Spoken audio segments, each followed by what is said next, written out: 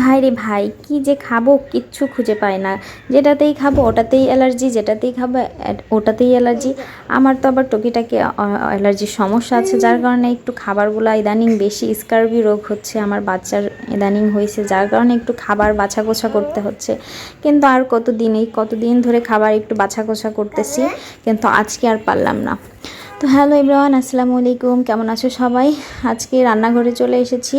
তো রান্নাঘরে এসে আজকে শাক বসাই দিয়েছি প্রথমত, আর এইদিকে মাংস কষাবো। তো অনেক দিন ধরেই আমরা গরুর মাংস খাচ্ছি না, কারণ প্রচুর অ্যালার্জি, আর আমার মেয়ের স্কার্বি হয়েছে একটু ছোটোখাটো।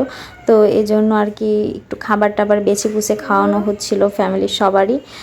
তো এই জন্যই, তারপরেও এখন যেহেতু একটু সারার পথে, তারপরেও আর কি খাবো, যেটাই খাচ্ছি শুধু অ্যালার্জির খাবার। আজকেও কচু দিয়ে একটু মাছ রান্না করব ভাবছি।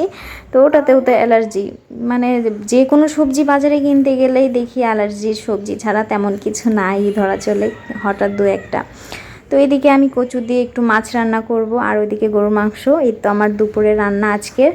তো দুপুরে গোসল করে ফ্রেশ করে খাইতে বসে গেলাম, তোমাদের সাথেও শেয়ার করতেছি। তোমরাও চলে এসো আমার দুপুরে, তোমাদের ইনভাইট রইল।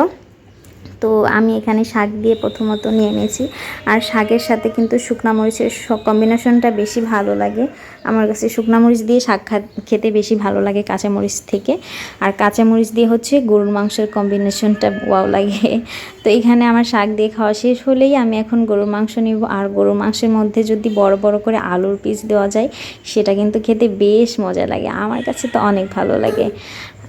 তো আমি আজকে একটু কম করেই গরুর মাংস রান্না করছি, কারণ যেহেতু অ্যালার্জি একটু কম কম করেই খাবো। তাও 2 পিস ভাবছিলাম 1 পিস খাবো, তাও 2 পিস খেয়েই নিলাম, কারণ মাংস রান্নাটা অনেক মজা হয়েছিল। তোমাদের লোভ লাগলে চলে আসতে পারো। তো এখানে দেখতেই পাচ্ছ আমি সুন্দর করে মাখিয়ে মাখিয়ে একটু মাংস, একটু আলু, আর সাথে তো কাঁচামরিচের কম্বিনেশনটা থাকছেই। এইটা দিয়ে আজকে দুপুরের খাবারটা সারলাম। দেখা যাক কালকে তোমাদের সামনে কি ভিডিও আনতে পারি।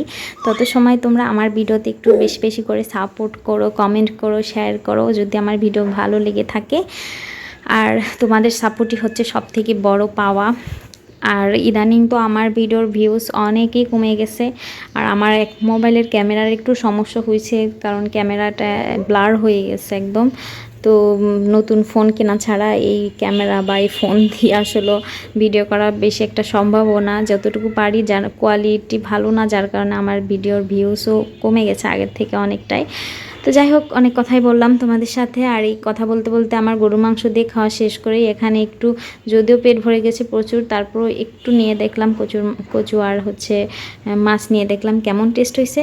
তো আজকের ভিডিওটি এই পর্যন্তই থাকছে, দেখা হচ্ছে নেক্সট কোনো ভিডিওতে তোমাদের সাথে। এই পর্যন্ত তোমরা ভালো থাকো, সুস্থ থাকবো, আল্লাহ হাফিজ, টাটা, বাই বাই।